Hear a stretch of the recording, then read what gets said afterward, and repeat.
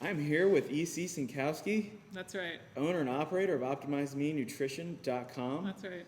pioneering the 800-gram challenge. That's right. She has been go ahead. Let's get some background here. Yeah. With your experience, knowledge. Welcome everybody to our first interview attempt at Barn HQ. We're on the outside of one mop bucket. That is... I just am waiting for the mop coming. We are at Cut Hut HQ, Shred Shed. It's the ambiance of the barn. Yeah, fits. It works. If there's a raccoon that strolls through here at It's some fine. point, It's just part of the don't look. panic. It's fine. ambiance. It's typical. Background. Yeah, go ahead. Give me some background. Yeah. On yourself. So I think I met you at a level 1 seminar. But yeah, I worked for CrossFit HQ for a while in their training department on seminar staff and also running a lot of their programs and courses and all of that stuff. We could cover a lot of ground there. Don't know if we will. But yeah, I resigned mid-2017 as I was finishing a second master's in nutrition and functional medicine. And that's when I started Optimize Me Nutrition, where I have educational programs, direct to consumer, but also business to business for people to eat better. Awesome. You know, like fruits and vegetables and stuff. Fruits and vegetables and stuff. So the one thing that I've jumped on that you do, or I try to accomplish daily, That's right. is the 800-gram challenge. Correct. So tell me a little bit about that. Why 800 grams? Yeah. What is the 800 grams consist of? Yeah. What counts, what doesn't? The basics there so everybody can kind of understand Totally. how that functions. Yeah, 800-gram challenge. So it's to eat 800 grams by weight. By weight, very important. Not carb count, not fiber count. Oh man, 800 grams by weight of fruits and vegetables each day. Doesn't matter how you weigh it, cooked, canned, frozen, or fresh. Doesn't matter which fruits and vegetables. If you want to do all white potatoes, go for it. We can get into that in a little bit. But yeah, it doesn't matter. Just try to hit 800 grams. It's about 6 cups throughout the day. And then no other rules or restrictions. So you continue to have wine, dark chocolate, oatmeal, you know, anything like that in the diet. And I consider it my first step for people when they start nutrition. You know, it's like, what's the first thing I should do? Add more fruits and vegetables to the diet. And I can make the diet more restrictive and we can get more exacting, but I really think that it's a really good first step for most people. Yeah, with people that I've encountered, well, you know as well or better than I do with trying to change people's diets, it's if you jump, in my personal experience, if you jump right into changing all the macros and changing like 19 different things in their diet, Correct. Nothing's probably going to happen, or very Correct. little adherence will happen. Correct. But what I like about this is it's one thing to focus on. Don't worry about the rest right now, but let's focus on just getting 800 grams. Try to do that first. Totally. And then like the results that kind of come from that I see is like, well, if you're filling up on more fruits and vegetables, you can't eat as much other stuff as it is, and you're going to be less prone to be cramming down simple carbohydrates, sugars, da-da-da. That's what I personally found. You know? Yeah, I mean, there's a lot of things that sort of happen with what you've hit the two of the big ones. It's people can lose weight because they're filling up on stuff that doesn't have as many calories, which for an athlete, we can get into that. Yeah. That can be a struggle. But for Not most possible. people, for most regular people, that's actually a really great thing. But there is something to the lack of restrictions. I think, and this comes from my coaching experience more than my nutrition experience, but it's like, let me tell you how to get somebody to quit a diet. Tell them what not they can't have, right? Tell them all the things they can't have. Right. And so people will comment almost as much as they talk about the health benefits that, like, from a mental aspect, it really flips the script on dieting, and that it's almost fun.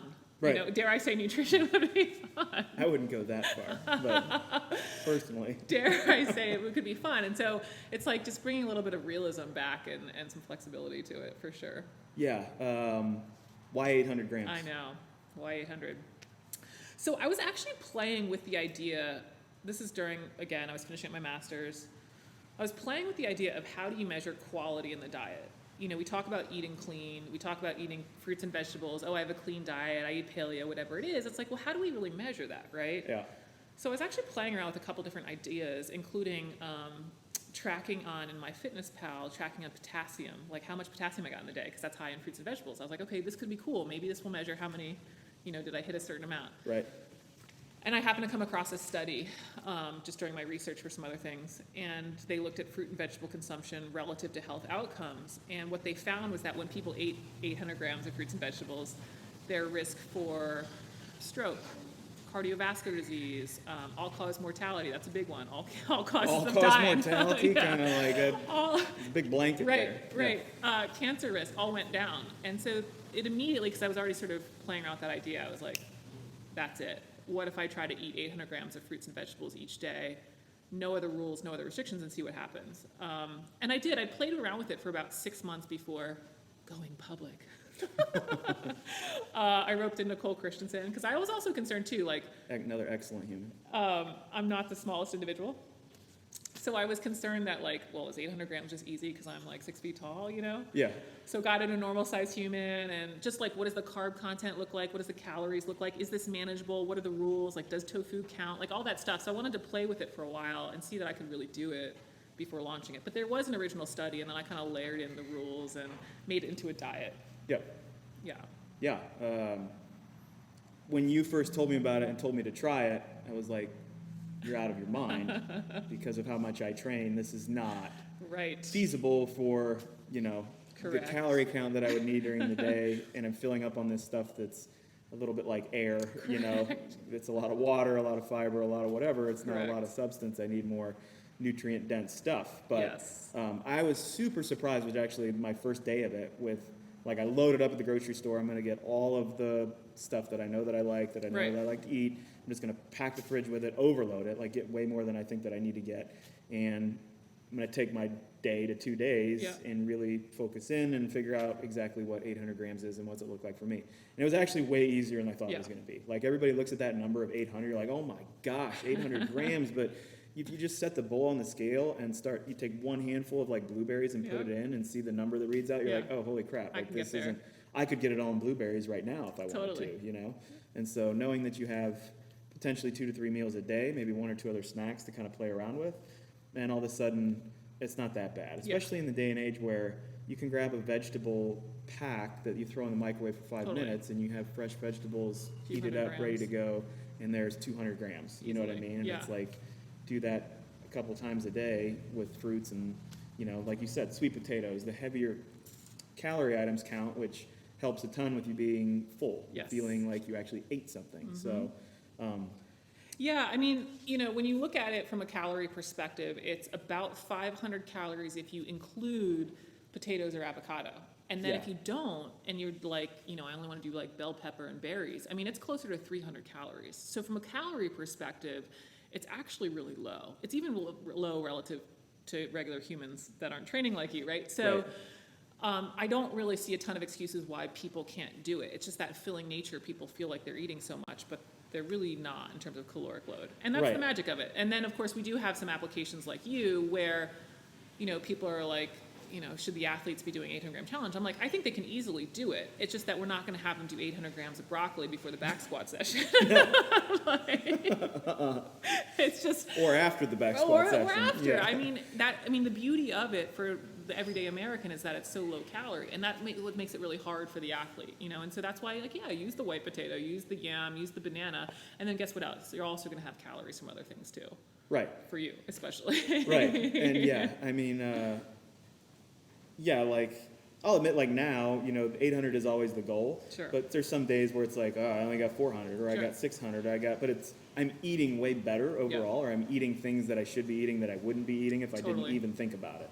You know, I'm putting things in my fridge, I'm going to the grocery store, it's like, okay, like 800 gram challenge, like, let's try this, this, and this, and at least it's there, Yep. and I can pull it out and, you know, weigh 1 or 2 things. But it's like anything with when you try to get people to weigh and measure their diet, it's like, look, we just have to do this for like a week and a Little bit. half. Like, we have to figure out where you're at, Yep. figure out what you need, and we only need to weigh and measure for those 2 weeks. Then after that, it's like, it's Eyeball okay it. to eyeball Yep. a little. Like, it's okay to, you got 764, good. you probably, like, hey, great Right, good job, day. you know, like, good day. Or you got 850, like, great, you know. Close enough. Um, And that's the thing about having a standard. Like 800 grams isn't this magic number where like now I can bless you with perfect health. Right. But the beauty of that is having a number, because if you're just like, well, I'm eating clean today, all of a sudden eating clean becomes like a protein bar and like an iceberg wedge salad slathered in bacon, right? Like, and dressing, right? Like, that's the importance of having a standard, because the number isn't that magic, but it's enough where like it affects your quality as you've noticed. yeah. But it's not like some magic thing happens. It's just that if we have no standard, it's sort of like, the beauty of measuring your CrossFit workouts. Like, oh, I worked out hard today. Well, did you? What was your Right. number? How much did you lift? Right. What was your time? Right. Exactly. And so that's where the real value is. It's not that you have this pristine record that you ate 870 grams last Tuesday. Like, we don't care. Right. We don't care. We don't care, Dan. There is no comfort in this program. There is no, Oh, we don't care. they're there now. Everything will be okay. That's Yeah. amazing. No, and I mean, you can do anything with any number, right? You can take Right. macros and be like, well, I'm going to do keto, and you can eat a really horrible diet on keto. You can do a Correct. terrible job of eating Correct. and still be ketogenic and Correct. still be a very unhealthy individual. Correct. So it's, the thing I like about this too is you have like some nice, easy, free information that's out there. It's like, hey, Yes. this stuff counts, this stuff doesn't. These are like, if you're going to eat vegetables, these are the nutrient dense ones you need to focus on. Why? It's got a bunch of vitamins, it's got Yeah. this other stuff in there.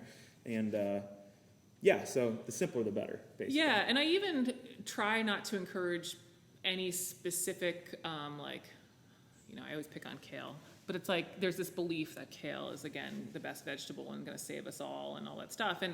And one of the things that I don't kind of preach within the 800 gram challenge is I really let people pick which ones they want. First of all, because any fruit and vegetable is better than none, right? Yes, So it's right. like, well, if you don't like kale, I mean, I can tell you how wonderful it is, but if you're not going to eat it, whatever. Right. But two, it's just sort of like we have to remember this thing called life, in that I can tell you that kale's the best vegetable, but after like 6 days of kale, you're probably like, I That's don't want any more disgusting. kale. Yeah. I don't want any more kale. I don't want it fried. I don't want it. I don't in care a how it kale is. Chip. I'm over it. Oh man. And so we have to remember that long-term view that like we could tell you that blueberries are the best thing ever, and I love blueberries, but at some point of blueberries, I'm done with blueberries. Right. Or pre-pandemic, I'm at the airport and there are no blueberries. Yeah. Right. Like a banana is still better than like the fried, Oreo sandwich that you get Yeah, next or door. the Cinnabon. the thing that's pitched is the healthy yogurt, and Correct. just scroll over and look at that sugar content, and you're like, this is not good for you, Correct. Yeah, so there's a lot of this like flexibility built in that I think acknowledges just how life works and how like human palatability works. And so yeah, I encourage vegetables and all that stuff and diversity, but it's also like, and any fruits and vegetables are also better than not. Right, right. So the next question I have, or Yeah. let's get a tad off topic. That's fine. How long have we known each other? Apparently a while. 2010. Was that at Rogue? No, Where was it? it was in Pittsburgh, Pennsylvania. It's my first level 1. Wow. I had just I remember Pittsburgh. I finished regionals, didn't make it that year. Okay. Graham Holmberg, Ben Smith, and Braden Lutz made it out of Oh. our region. Okay. Did really well at sectionals, won the sectional, but didn't Yeah. do well at regionals. Just wasn't good Evidently enough. not. Had some calf problems on one of the workouts. Big slobbery mess, like it was bad. Uh-huh. But I just wasn't, There's some wasn't footage. ready Yeah. at that time. I was too fresh. I think I had started in CrossFit in like February, Oh, and wow, regionals okay. was in April or May or something. But Ben Smith was 12, and he was still snatching like 285 pounds In front of the in fridge. front of the fridge. Yeah. But after that, I went and got my level 1, Okay. and you Pittsburgh, that's right. were That was you, there. Chuck Carswell, Karyana, Yeah. I think, John Gilson, Okay. and Was Jen Hunter? Jen Hunter was there. I remember that gig actually. That's why. And then there was one more lady, and I can't remember her name. Okay. I can see her face, but I can't remember her name. OG woman as well. But and was just blown away by the level 1. Like, oh my gosh, this is the information I've been trying to get in Yeah. 4 years worth of schooling, Right. and it's just never there, and da da da da.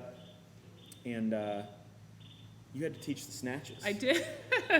That was my role for I don't know how many years, but yes. If I taught a level 1, I was teaching the snatch group. How did you get into teaching level 1s? How did you get into Yeah. that? Yeah, so I started CrossFit early enough that there was not a ton of system in place. So my first level 1 was in 2006, and that was back in the day. If you were to come back to the level 1, you were a trainer then. Oh, So wow, at your cool. second level 1, you were training the first people through. Okay. And what's funny is when you're like, when you go back to the level 1, people are like, why would you go back to the level 1? Like, in that era, there were not CrossFit events. So Right. if you did CrossFit, the only event to go to was the level 1. And it was Right. sort of like a big party. People would come back because there's maybe one affiliate in your state. It's like, how do you meet CrossFitters? You go to level 1. So that's why you would go back, and that's how you became a trainer. And so I was on staff, at that time, although it wasn't really a kind of a formalized position for a couple more years. But yeah, I just kept showing up. And so I think they were like, I think this woman likes this. But it's the time, there was one seminar every few months, and it's like, oh, it's in Pittsburgh. Actually, there was an early one in Pittsburgh. Oh, it's in Pittsburgh. I'm going to go to that. Oh, it's in Toronto. I'm going to go to that. Oh, it's in Detroit. I'm going to that. And you would just go because, again, there weren't these other CrossFit events. Right. So that's how I, really got started with HQ, was I just kept showing up. Yeah, that's amazing. Well, that's awesome. And it does preach to hey, just show up, do the work. Show up. Yeah, just show your interest, right? Show your interest, yeah. You had to teach the snatches like we mentioned, and I will say about as maybe a tad criticism here of the level 1, Chuck, that you were a little behind at one point, and you taught the snatch group in, I think it was 8 minutes. 8 minutes, top to bottom. There was the up and the down and up, shoulders high and outside, hang snatch. I think we went through the Bergner warm up in 45 seconds. Yeah, got to get it done. Yeah, and you, there was no stuttering. It was No. press play, everyone else shut up and go. I'd done it once or twice. Yeah, I was aware of the timeline. it was impressive. Well, thank you. Yeah. 8 minutes to do the barbell snatch, world's most complicated lift, not a problem. World's most complicated lift. 8 minutes, PVC pipe, done. Now, did I have you at your level 2? Yes, had me at the level 2 too. Level 2 is a humbling experience. Where was that? That was in NorCal at Jason Kaliba's gym. Kaliba's. Yes. Yeah. Level 2, yeah. It's a fantastic experience. I love the level 2. I hated it at the moment because nobody likes being told that you suck at something. Yeah. Not that that's what happens, but obviously you actually get some feedback. You get some feedback, yeah. And that's one of the best ones. I think it's the best one outside of, level 1's great for basic knowledge and learning all that, but then actually having, a level 1 instructor, somebody who's been there for that long and knows so many, has so much stuff in their toolbox. Mm-hmm. And it's that is real world coaching. You're going to go coach somebody and I need you to press your hips back first and then drop down into the bottom of the squat. Then the knees can come forward and you can push your knees out of your toes. And the first thing that happens is the knees still come forward.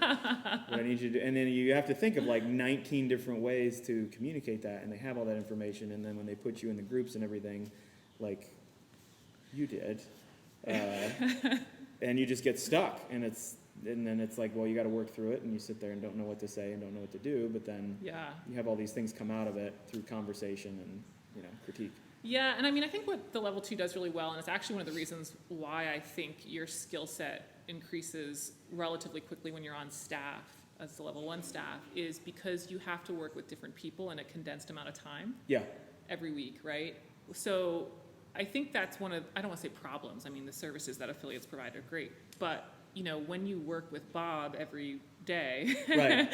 and Bob well, and what cues he responds to, I don't want to say that coaches can get lazy, but they aren't as tested all the time, right? And then they get in this environment where, of course, they're being watched, which already increases the pressure, but 2, now they're working with new athletes under a time constraint. It's well, you have 5 minutes to show us the push press or whatever it is. So I do like that environment because it really helps people see, how quick they need to be with some of these things and how many other tools there are perhaps within what they were thinking about with the kind of their everyday athlete. Right, because you can run out real quick. Yes. You can shoot through the minimum that you have, and you're I have nowhere else to go with you, and I'm sorry. Totally. I don't know what else to do. Totally. But that's cool. So we were both at level 1 and 2. And then I guess we just know each other just from game stuff. We do. Game stuff, and I lived in San Diego for a while. Right. You were down there. I was supposed to take you and Mally out on the boat. Right. That never happened. You were going to do the maiden voyage. You were going to be the maiden voyage. I didn't feel comfortable with it at all. I didn't want other humans on the boat when I did that, except for my brother, my kin, because I don't care if something happens. Right, with you guys him can swim and back to we shore. Can figure it out. It's my brother, He's got to love me till the day I die, even That's if right. he sinks on a boat with me. So, That's right. And vice versa. So, but yeah, taking Gen Pop out there, I was nah, I don't think that's a good idea. We had the idea we were going to go to Catalina off the coast of California. That would have been an 80-mile trek. And you made it half a mile? I went a half mile out and a half mile back. That was as far as we were gonna go. There were noises being made, and when those engines get running, and I didn't know enough about boats at the time. I knew enough to get it seaworthy, but I didn't. Yeah, so that was and we did have also, just to continue the memories. Yes. we're on a pretty big search for the world's best cronut. Yep, absolutely. That was a nice, I mean, we did that for a few months, I feel like, every now and then. All of a sudden I'd be sitting and just text would fly in between you, me, and probably Maui and maybe somebody else of just a picture of a donut. I know. And it's like, be here tomorrow at 6 a.m. We have to figure it out. Yep, there, and then, let's go. And then games, obviously, is how we know each other. Did Tell I me ever about judge your you? role at the, Hold oh on. yeah, I've got some good stories there. I'll fill everyone in on those, but and after party. Nothing. I don't remember any of those. I think I went to bed. Yeah, sorry, you did 9 o'clock. So tired from the experience, didn't get to. I never went to the after parties. What was your role at the games when you were participating in the event? Or one of either the floor judges and then eventually assistant head judge to Boz for the individuals. Yep. Yeah, I mean, it started back, gosh, my first games was the last year at the ranch, so 2009. Yep. And then that year, this is a funny story. I showed up to be a judge because I was on staff at the time. Yeah. And the person who was running the judges at the time was like, you see, like, because, things weren't as organized. She's like, we just gave out the last judge shirt, but we really need help in the beer tent. And I was like, sure, I can do that. So I worked the beer tent in 2009, but 2010, kind of floor judge, and then, just a lot of helping run that show. What's that like? How do you gear your head up? Especially if you're like, right under Boz there, which Boz is head judge. Totally. How are you gearing your head up to go out on the floor, like, with, and athletes, me, other people, like, what is the mindset of the judge walking out on the floor? I guess it's helpful to have had the built-up experience, going from kind of small and when the stadium at Carson wasn't even full those days, and you built up the experience where like the roar of the crowd doesn't bother you, and you're not. I don't want to say you're not impressed with the athletes. You're impressed with the athletes, but you're not like it's Dan Bailey. I mean, you are, but like Nobody not at the says time, that. right? Like you're just sort of like squat depth, Okay. and like you're looking for safety issues, especially as head judge. You're looking for spacing, and you're looking for anything that's really out of the ordinary, or is everything flowing correctly, and stuff like that. So yeah, I mean, it's just kind of a focus. And to be honest, the games week, if memory serves correctly, it's like the week you'd never miss in your life, but you're also more tired than you've ever been in your life because it's like a lot of just attention. And it's not that you're physically doing that much. You're just so like intently focusing. Yeah, I wish more people, I know that there's more stories there, and I hope I can do more of these to unpack more things that have happened over the years, especially from There's some good ones. 2011 to 2015 when I competed with, especially in, I wasn't even there in the earliest years, but the amount of behind the scenes work that goes on and the stress that the people go under and the amount of overtime work that they put in to make the event happen is staggering. Totally. People would have their mind blown if they knew everything that went on behind the scenes. And the people that get it done are like a lot of very humble, very kind, very like accepting, incredible, hardworking individuals. And like that's the thing too. Like you see anybody after the games is over the weekend from the athletes down, and it's like eyes are bloodshot, posture's horrible, like just smoked from the weekend. Like I need to go throw my phone in the ocean and totally. It's a do whole anything week for about, decompression. Yeah, completely. At least, and that was from like the non-athlete perspective. But yeah, I mean, it got better over the years because partially the bigger sponsors and like the ESPN slots and stuff like that, like it had to be more organized. And I'm not saying that they weren't going that direction anyway, but I mean, some of those early years, you'd be walking. I remember, the judges wouldn't know any of the events before the athletes did. Right. And you'd be walking out to the floor, and this is one of the years Tony Budding was still involved. They were changing the ref scheme on the way out. Like, no, it's 15 toe to bar, or something like that. Just stuff like a lot of stuff on the fly like that, which is fun, but it just adds to the exhaustion. Oh, yeah. And the stress level, I'm sure, just all the same. There is one, if you don't mind, if I tell a story. I would love Because I also have to hear that I judged you. I don't actually remember that, but yes. There was one where I think it was the final, and Dave was coming out and was announcing the workout for the first time to the athletes on the actual floor, and it was the final. And we were told, like, it's going to be quick. Oh, this is when we still weren't even using chips. We were all manually. Oh, yeah. Stopwatch. Stopwatch. No big deal. Don't forget to click that button. So, and it was like the one where there was like 3 different events in the final, the wall and stuff. And so I had like, 3 watches on me. Dave's about to announce. We also had backup people in the dugout to be our backup timers. So like I had a judge watching me. The only problem with all of that planning is nobody actually knew how fast Dave was actually kicking off. So he's like, first round is like 10 overhead squats over the wall, 10 push-ups, 3, 2, 1, go. Nobody started a single stopwatch. Right. Not a single stopwatch. I don't think people started the workout. I know. I think there's video footage of like Yeah, people Miko like- and Spieler, and right. like everybody's looking around. Miko's the first one to hit Right, the deck of and just course. starts like knocking out push-ups, and everybody's looking around like, all right, yeah, I think we need to go. Yeah. We had no less than 100 stopwatches ready to go. Not a single one was started. It's fantastic. Yeah. Anyway, stuff like that. Those when- things need to happen, though. I know. They're bound to happen. Like, it's, such a new sport and such a new whatever, but yeah. Right. So when did I judge you? You judged me for sure on a beach event in 2014. I think it was 2014, maybe 2013, but it was, there was kettlebell thrusters and burpees Oh, involved when that you were out of the thing. water. Yeah. And you like swam around the pier, Yeah. did more kettlebells and burpees and everything, and then swam back around Totally. the pier and finished, something to that effect. Yeah, that was an easy one, huh? And you, you were judging me on some kettlebell thrusters, and your comments were consistently about the Depth? lockout of my elbows. Oh, the elbow lockout. Because of old biceps McGee That's right. is the nickname that you gave me over the years, Yeah. and it's too hard to see the lockout position with. There's a lot of meat in the way. Not a And clear. then not the a other clear one is view. while we were doing burpees. This was where we got in a minor argument. I don't know if okay. you remember this at all. Okay. But I'm doing burpees, and you're trying to stand up to a straight line, chest to deck, and Perfect. your feet have to leave the ground, obviously. But come on, we only need that sheet of paper A to little slide sheet of under there. paper. We don't need. I don't need to 6-inch jump jump. 6-inch jump. The problem being it was a lot of burpees, so you're digging yourself into a hole. Sure. And so like I'm doing burpees, and you're like, leave the ground, like being the judge, like really drilling in. Emphatic.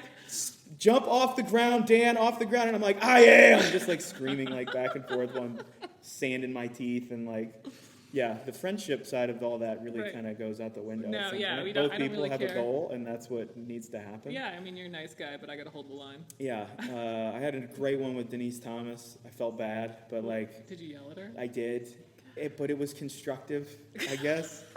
Constructive feedback from the I athlete? mean, there's a lot on of, the constructive standard? feedback. That's right.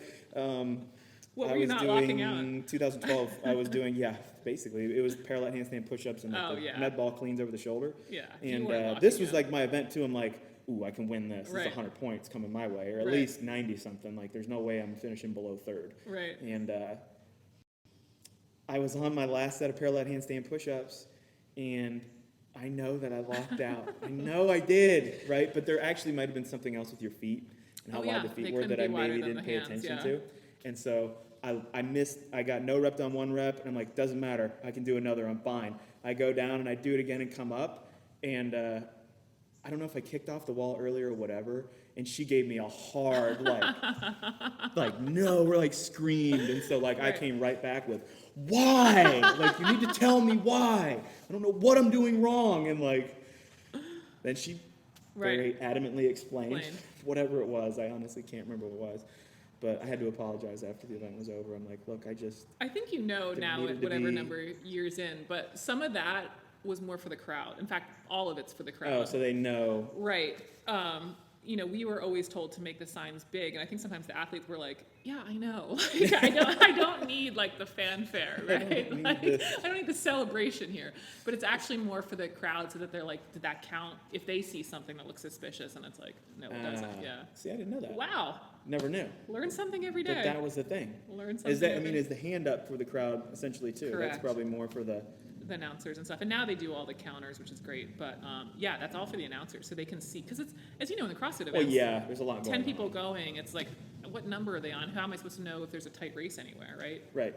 And so, of course, over the years, they've done a great job of now staging it more so you can just physically see that. But yeah, a lot of the stuff we would do, or where we'd have to stand and all that stuff, is for the flow of the event and to make it more of a spectator. Yeah, Yeah, yeah, that's cool. yeah. I did not know that. Well, learn Yeah. something every day. Well, now that we've discussed our games history, Right.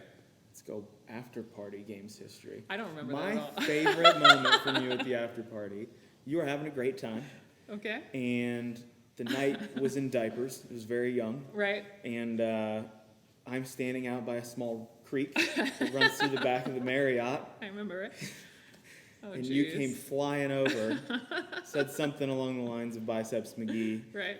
and immediately fell into the creek while grabbing onto my arm, and something to the effect of, "Damn it, just extend it your elbow," like some kind of thing that had to do with Judging standards. judging standards. You I may or was may still not have had a enforced- bottle of wine in the other hand. I can't Hey. remember. I was just enforcing the standards at all times. But it was Wow. immediately at that point, I'm like, this person is one of my favorite people on planet Earth right now. I will I keep may in or touch may with not you. have fallen in the creek. It's fine. I mean, the games were done. The games were, yeah, We were and just that is a time to celebrating. relax and loosen up a bit, and everybody can kind of laugh about the experience despite the... One more story that was Pandemonium. reminding me of, I asked you, nobody can see it, but No, you've What do we got got some over there? large kettlebells over there. we do. Move those occasionally. 150 pounds a piece. And I was like, oh, it's a spieler. You swing around a spiel. It's the new weight of, standard of measurement, 1 CP. One Chris Spieler swinging 150 pounds. I actually don't know how much he weighs right now. Well, here's the story behind that, which, people are like, oh my gosh, she's making fun of Chris. So remember, there was some games event. It was a 150-pound slam ball. Yes. Over the shoulder, I guess? I don't remember. Yes. So Sherwood Sure. took a picture of the slam ball, took a 5-pound metal plate, put it on top of the slam ball, and just caption on Instagram, spieler. You know Because what, he was doing though? body weight over the shoulders or Right, whatever it was. right. We'll talk about if we circle back to nutrition. Oh, yeah. Talk about there's some people who I've run into where their goal is to gain weight. Yes. And they look at this 800-gram challenge and they look at the vegetables and they're like, Yeah. this is not happening. And I Correct. can't remember what was his last year, 2014 maybe. Oh, yeah, he was trying to gain. He was doing And the milk He challenge. told me what he was eating during the day, and he's like, and this has gotten me 6 pounds. Yeah. He was eating a perfect food bar every 30 minutes or every hour. It was And something he was having ridiculous. a gallon of milk. I think he was doing the Gallon of milk a I think day. he was. And the perfect bar is Yeah. smothered in peanut butter and all those things. But then you look at Chris and you're like, how can you eat like that? Right. And I know you're exercising a lot, but Yeah. still, it's you're not. There isn't a shred of fat Fat. on that man. Do you have I think he anything got, insight I think he got up into to 160. Yeah, Which it was work. work to get to 160? Yeah, I mean, that's where we really see the genetic component, right? That's what a fast metabolism is. It means they can go through a lot of calories. And Can you, and I don't know Yeah. if you can speak to this, but I'm going to stop you right there. Can you break down fast metabolism a little bit? yeah. And Why? So, yeah. What is the mechanism? What is the wrench that's turning to Yep. make that happen? Yeah, I mean, it depends on a lot of things. So how many calories you burn is basically your metabolism in a day. And that's based on sex, age, genetics, how much working out you do. And you don't have, it even can be other factors too, just hormonal shifts in your life or stuff like that. But you don't have a ton of control of that stuff, female, late 30s. I just don't have that much control of that stuff. Right. What I do have control of is muscle mass, because that's the factor in how many calories you burn, as well as activity. So you can put on more muscle mass, which will help burn more calories, and you can also do more activity. Now, that's a tough balance for somebody like a Chris Spieler, right? Because they want to put on more muscle mass because they want to get stronger for CrossFit. Right. But then carrying all that muscle mass around means you also are burning more calories. Right. So this is where somebody who wants to gain weight and is also doing a lot of working out, it's almost I don't know, they're just taking on water, but they're also trying to bail it out Yeah, at the right, same okay, time. yeah, that makes sense. It's kind of almost a losing battle to some degree. Of course, if you eat enough, you can overcome that. But he already genetically has a high fast metabolism. He's already working out a lot, and he's got a good amount of muscle for his size. And so it's just, he only could do it by eating, but you could just see how hard it was for him to accomplish that. Right. And it's kind of the same thing. If you want to put on muscle mass, you have the genetics to do that more than Chris, for sure. But you also have to cut down kind of the running, biking volume. Right. Yeah. I mean, A I lot know more that sitting around. since COVID and all that stuff and the shutdowns and everything, my cardio has gone way down. Yep. And the diet's changed a little bit just because some things at work have changed and my daily routine changed. Yep. So I eat differently. I eat at different times and I eat different stuff. So even despite the fact that I might be eating a little bit less Yeah. right now, I've still put on some weight, and that's, like you said, it's a factor of Your activity. how you're training, your activity level, and I'm one of those lucky people where if I look at a barbell, 10 pounds will hop on me all of a sudden. I love it. What's your most commonly asked nutrition question? Ooh, yeah. And how do you answer it? you know, most people just come like, how do I lose weight? That's like the primary goal. And so my answer to that question is always, I need you to change, the first thing I need you to do is change that thinking around of like, the goal needs to be changing how you eat, and the weight will come later. Yep. And the other thing that is really difficult to get with people, and you've mentioned this on Instagram, on your accounts, and everywhere, is like you can't force somebody to change their diet or to go on a diet or to change their eating habits. Like they really have to want to do it. Yeah. And I know that there's some nutrition coaches who will do like phone calls and follow-ups, and they're just always on you. And like some people need that. Yeah. I don't want to say that that's like, I mean, that's almost like a too of extreme case for me. Yeah. I'm more of a like, hey, you got to take some ownership of this. Right. Like I can show you the path and I can get you there, Totally. but you still have to walk down it with me. You know what I mean? Totally. And so to answer your question, the way that I answer it is two things. One, let's change your thought process on what the actual goal is here. Yep. And that goal should be eating this way with fruits and vegetables, and finding out what foods are okay with your body that give you problems, what don't, and, you know, eating the well-balanced diet that's low in sugar, low in, you know, all the stuff that we know is going to cause hyperinsulinemia, potentially give you cholesterol problems, bad fats, trans fats, get all that, like, minimized, and then eating all the good stuff. And then the other thing is, you also have to understand, for some people, you've eaten like a garbage truck for 20 years. More than 1 year. Right? And even some people can eat that way, and they don't appear to be that obese, or that they're not obese. They don't really, you know, you wouldn't say like, man, that person doesn't take care of themselves, you know, or anything like that. But you know as well as I do, what's going on internally can be way different than what's going on externally. So the other thing is, like, you have to understand that this is not a 3-week process. Right. The worst thing you can do is severely limit your calories for 3 weeks to lose 10 pounds, and then you go back to eating like garbage again. Totally. Like, so my whole thing is, how do I change your attitude of this is a lifetime change, like a forever change, how you need to be paying attention to what you're eating, and provide plenty of wiggle room in there. Like, have your cheat meal, have your cheat day, have your whatever. Like, you want to go out and have a couple beers with the buddies, fine. Did you eat 600 to 700 grams of fruits and vegetables earlier in the day? Like, great, you hit a goal. Like, go celebrate. I know, well, like, you know what I mean? Like, I'm not as strict as you. I give a little wiggle room there, but like, it's so giving some flexibility, getting people along that lines. And the other thing, so hey, let's do this for a month. Gear up for a month, and let's see what happens. This is not a 1 week. This isn't 20 years of horrendous activity for 1 week, and I should lose 12 pounds. I know. No. You know. Try a month, we'll see where we're at a month, we'll make adjustments, then we go another month. That's the other thing, like, when you change something, you need time to adjust. You need time to get those gains or losses, however you want to look at it, to actually take effect in the most healthy, safe manner that you can do it. Does that answer your question? No, of course. I like How do you do it? No, it's What's the most common question that you get? It's the same: weight loss, tone up, however you want to say it. But yeah, I mean, I think what's interesting about a lot of these fad diets is people will lose the weight for the event or the wedding, or they do it in 3 weeks, and then it's like they gain it back. And so in the term of your, and I kind of just did a post on this, but it's kind of like, in terms of your life, even if you kept that weight off for a year, it's still kind of worthless, because a year is such a small part of your life, right? So it's like you have all these years of eating like crap. Like, if we're not setting up ourselves for a forever change, it's just sort of like, it's a waste of time. Right. Yeah. What about supplements? You don't get asked about that? I do. No, I'm just kidding. And I do take supplements. Yeah. I'm wearing a First Form shirt right now.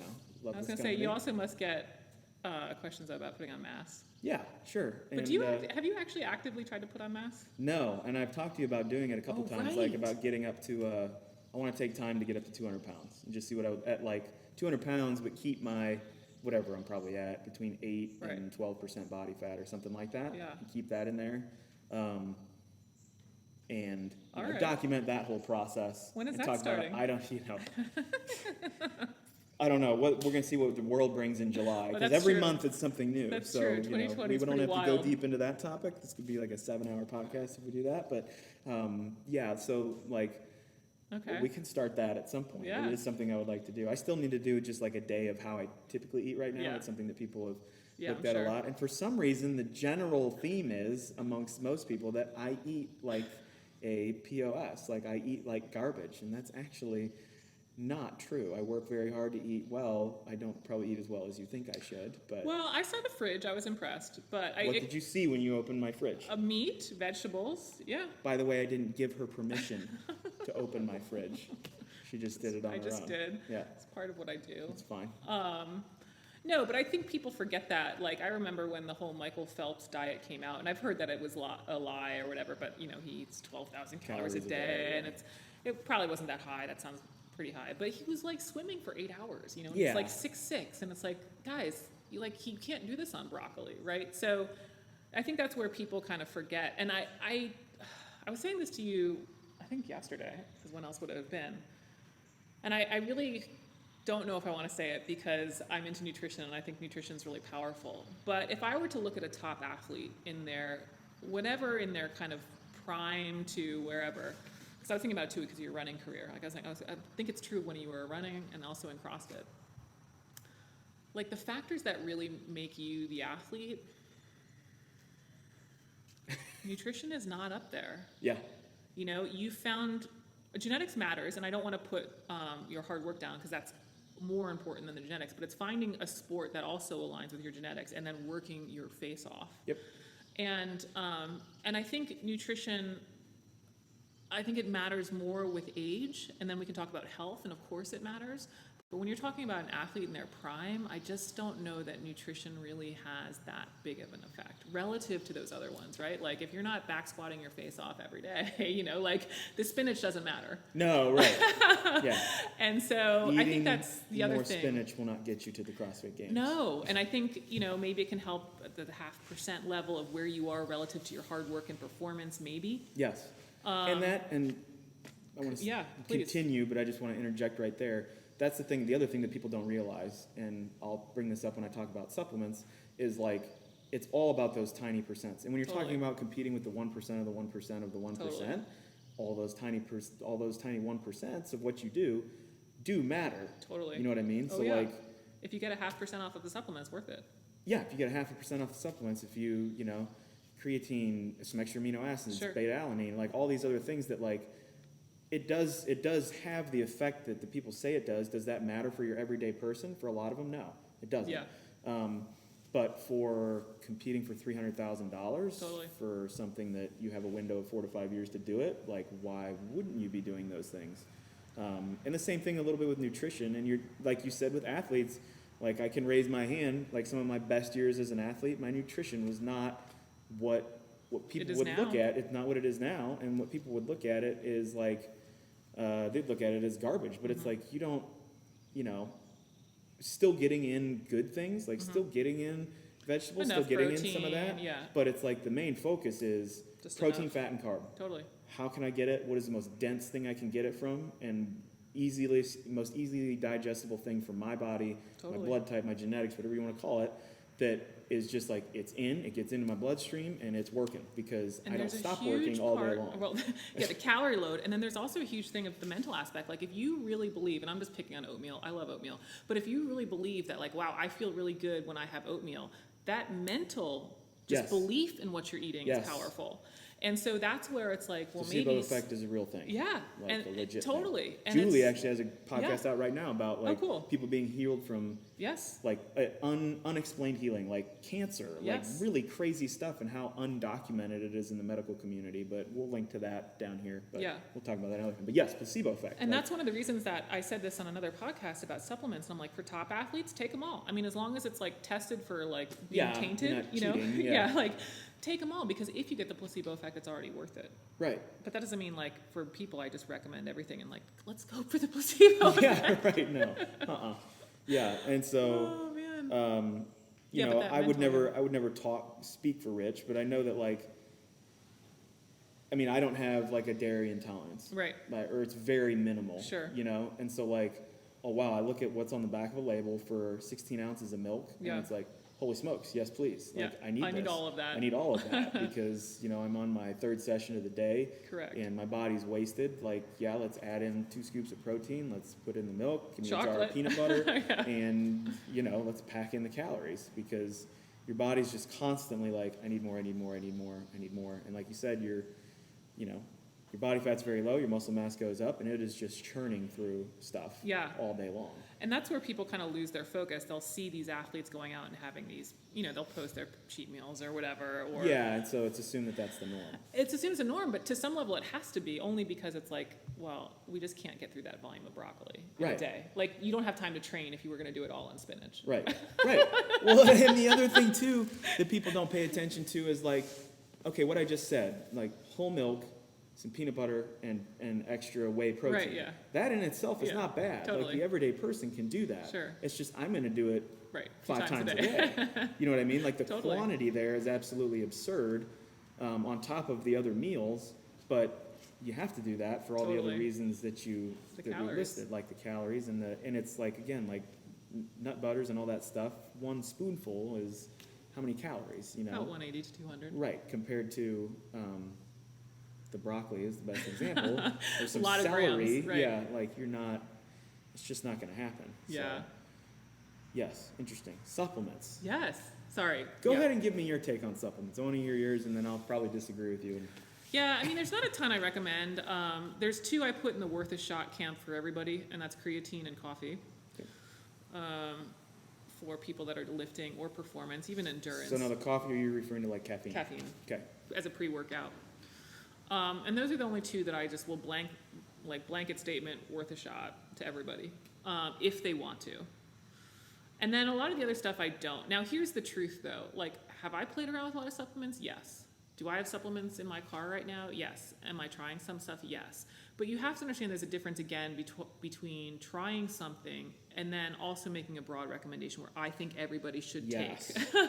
And of course, coming from my perspective, like if I'm going to make a statement of I think this is worth a shot for people to take, I have to have evidence to do that, not just like, oh, I'm taking magnesium to see if I sleep better. Like, from a scientific perspective, like I just can't do that. So I think people think I'm more anti-supplements than I am. It's like, no, there's not a ton of evidence. Maybe you'll get the placebo effect. Maybe you were deficient in that nutrient. Great. I'm not doubting that you see an effect from it. I just can't recommend like 20 things broadly because the evidence isn't there. Right. So I agree with most of that. Yeah. And I'm more of an evidence-based person. Right. I mean, I still like using supplements, and my more thing is from the convenience Sure. aspect of it, a lot of it, and to focus in on the word supplement. Right. Like it's there to supplement Supplement. your good diet. You know, Correct. when you put people, if you put people on the zone diet and they look at that protein number, they're just like, I can't do it. no way. Yeah. Like I don't have the time to cook that much food. I can't pack it with me when I go to lunch. It's like, yeah, well, here's a can of, whey isolate protein, and that's Yep. the one I would recommend because there's no fat, there's no carb in Yep. it, and most of them filter out the lactose. Yeah. So if you're lactose intolerant, it doesn't bug you, and it's like 1 scoop in with water and 30 grams of protein. Totally. And Done. Yep. done. Like it helps you fulfill that number. For me as an athlete, it's like, well, I want something there that's easy all the time that I know is going to give me what I need, and I can add in the extra carbs or the carb supplement too, fast digesting Yeah. sugars, that kind of thing. And again, it's really easy. It goes in the shaker cup and it's in my bloodstream in a second. Totally, And, totally. and one day of that, no. 6 months of doing that really well and Yeah. working out Yeah. incredibly hard, like yes, you will have profound effects on strength, mass, all those good things. But it's everything, right? Like the supplements, again, I go back to those tiny percents. Yeah. That's one of those tiny percents. If Totally. you're using supplements as your 25 to 30% somehow of like, this is really what's going to get me there, you're wrong. Like when I get questions about creatine all the time or what supplements are the best, and I say similar to you. Yeah. I'm like creatine, protein supplements, Yeah. great. And then like a pre-workout Sure. potentially with Sure. caffeine levels and all Sure. those things. And if you want to get into like the lactic acid Yeah. buffering of Yeah. beta alanine, like you can have discussions there for how worthy that is to take. Like, yeah, if you want to be real competitive in an Ironman and like Yeah. some other stuff or a CrossFit competition, yeah, maybe you use it for the months leading up to the competition and do it right how studies would suggest. Totally. But my thing there is like you have to understand first that none of this is going to do anything Correct. for you if you do not work your face Your off face in the off. gym. Like if you don't break down the muscle tissue and you don't push past your little mental barriers and you don't push past, oh, I'm sore today and Totally. whatever, it's like Doesn't you matter. can't shovel creatine into your mouth. Creatine doesn't make your muscle grow. It's not how it works, right? The whole You basis actually still of, need to lift. you actually still need to lift. Like the whole basis of creatine there, and I would imagine that creatine could be one of the biggest placebo effect things potentially for some people. Although I believe that it's Sure, no, super it actually has scientifically effect, yeah, proven. Like there's enough data now from Yeah. when before I was even in high school that it's Yeah. been going on, that they've studied it. But the fact that like you're loading up your muscle fibers with more creatine, or it's more available now, so you can crank out a couple extra reps at Yeah. a particular weight of bench press or set. Totally. And so now you've moved more pounds in a Yeah, shorter for a amount of top time. athlete, yeah. And boom, that's how you get stronger. Like that's how that works. But if you're not willing to go there, if you don't have a program that brings you to that point of Threshold.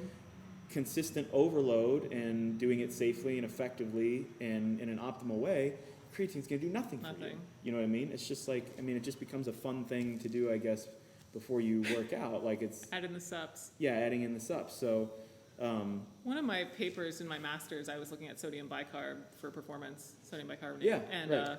For buffering. Yeah. And, their data's all over the place, and dosing matters, and timing of the dosing matters. But they were like, maybe there's an effect of like half a second off of like a 50-meter swim time. yep. And it's like, okay, for the Olympians, this Yes, is worth big playing deal. with. Yeah, like that's massive. deal, yeah. I was like, for anybody else jumping in the pool on a summer Who day, cares? like, And not to mention, like I've tried it before because I've probably read a lot of the stuff that you Okay, said. yeah, I'm like, yeah. I need to try this in my training for a week and see Sure. what happens. Did the recommendation. My stomach felt, yeah. was so messed up. Yeah, and that's it was yeah. just like this. I can't. Can't. Even if I am getting the benefit, the drawback from Right. my stomach hurting is it's the same thing with an altitude tent. Yeah. I've used one of those before. Okay. And I have no doubt that works. Like sleep high, train low, Okay, that kind yeah, of thing. yeah, Like yeah. sleeping high, you produce more red blood cells while you sleep because the body doesn't have the oxygen. It's Sure. a natural way to get more red blood cells in Yep. your body. I slept so horribly in the thing. Like Yeah, you couldn't it function. was hot. I couldn't function. I didn't sleep well. I was losing hours of sleep. It's like it's not worth it. Yeah, it's not it doesn't worth it. work. You know what I Yeah. mean? So, yeah. So I'm very like pro supplement. The certain ones. And that's the just other it, thing is like- too it's hard to eat the proper quantities of fish to get your omega-3s Right. and omega-6s in. Plus, with a lot of that, you have to deal with, well, is this farm raised? Am I eating mercury? Right. Am I eating, how many times a week should you actually, like, pregnant women shouldn't even be eating some fish that comes from grocery Right. stores, right? So Yeah. there's that thing you have to think about because of, the way that we farm fish and the way we get things and where do you get it from. So it's like, okay, I can get this Clean pure source. form of omega-3s and omega-6s if I want them and, Yeah. kind of top off that way. The other one was, I work with Danny. He's my doctor for Steady yeah, MD. yeah. Brilliant human being, salt of the earth person. Yeah, Both Danny and totally. Julie. And, the one thing we do once a year is blood, Yeah. which I would recommend everybody to do. Like, if you want to talk about the next step of preventative care, get your blood work done once a year. Find a doctor. If you want to do Steady MD, great. If you want to find another doctor, Yeah. and sit down and go over the results and have them recommend things to you. Totally. And so one of the things that I was super low on, this wasn't even in the wintertime, I don't think, was vitamin D. Like, I was Okay. really low. Yeah. And I think that probably it had some effect on my testosterone levels Sure. too. And that was when I was going through some of the rehab, like Yeah, just getting out of surgery, so your body's kind of all out of whack anyway.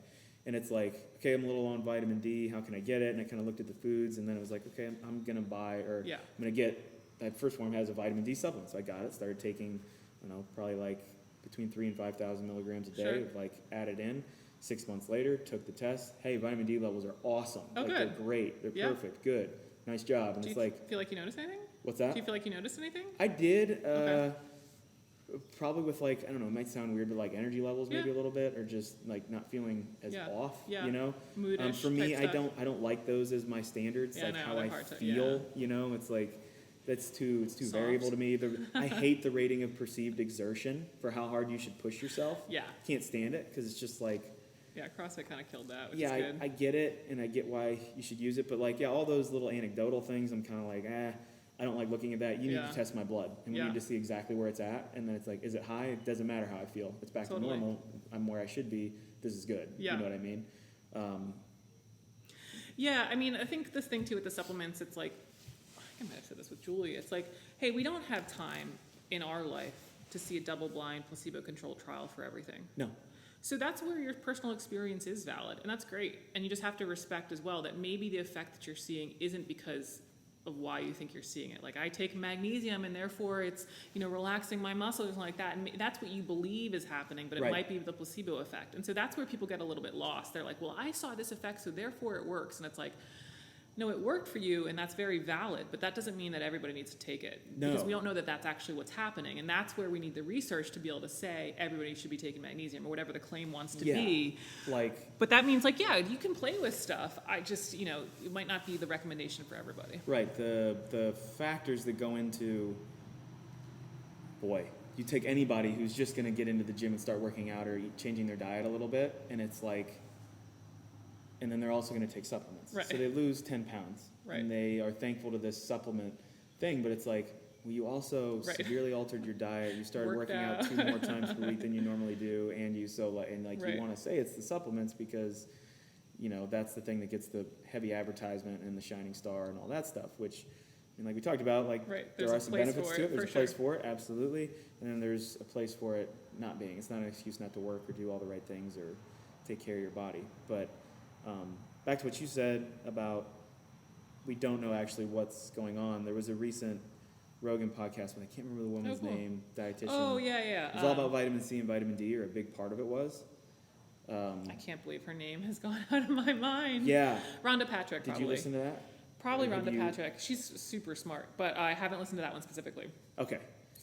Well, then I won't ask any Oh, okay. serious questions. I was gonna. about it. I'll have Well, to it's go watch basically it. like there was like thresholds of vitamin C and vitamin D. Like if you take a 3,000 milligrams of vitamin C a day, I mean, if you're deficient, Sure. it's going to help. Sure. If you're not, it's not going to do anything. Yeah. But once you get to like the 3 gram level, Yep. all of a sudden something happens. And this is, again, this is case study-ish. Yep. Like it's not double-blind, whatever Totally. studies, but there appears to be like a threshold with vitamin D and with which vitamin D, to preface, you have to be real careful with because you can't take too much of that. Yeah. You can't do too much. So I'm not recommending anything. We're just talking about things that people No, have there done. is stuff like that where supra-physiological doses are useful, and people And use that obviously, all the like time you for can't. treatments. How are you going to get 3 grams of vitamin C by eating?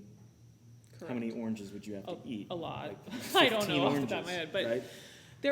there's a lot of people looking at supra-physiological doses, and people will even do like there's these alternative cancer therapies with vitamin C and stuff Intravenous like that. too, like yeah, intravenous, exactly. yeah, not eating. And all of that stuff is great, and I'm not against it. But like, guess what? It's with an MD. Yeah. We're not in the barn Right. We're not plugging just out IVs in the into the barn, arm. right, Like, let's see what happens. Yeah, and I think that's what worries me about stuff is people will read an article or they'll see a blog about higher vitamin D is better for pick a disease condition, and it's like, great. Do you have that disease, and are you working with an MD? Because Right. there's other things out there too, right, that we have to be concerned about. And so I think that's where I just sort of take this line of like, yeah, if you're working on a specific health condition, great, listen to your doctor. Right. You know, and everything else outside of that, there's a lot of noise that I just don't think we should be playing around with ourselves. Right. Yeah, Yeah. I agree. Man. I know. Did we hit it all? Did we get it all We've hit done? a lot. Brandon is very bored. It's all right. What let's see. What is there anything else you want to touch on about your My life. the nutrition, the optimize me, big questions that need to be answered, asked? I think we covered a lot. I think we got did a lot. pretty good. Yeah. Thank you for doing this. Thank you. Optimize Me Nutrition Great. is EC's website. AlwaysTrain.com has the same. We're going to be working together and doing some cool things for you guys. Hopefully, push some discount your way to get all of the wonderful things that she's making available to people at a little bit of a reduced cost. So excited about that. So make sure you go check out both websites. You have the free kind of like macro calculator I do. on there. Optimize me, yeah. So Nutrition.com, you can yeah. go there, check that out. That's for free. Plug in a couple questions, and it gives you like a baseline to start with. Mm-hmm. Super cool. So thank you guys for joining us. Hope you enjoyed it, and we will see you next time. Thank you.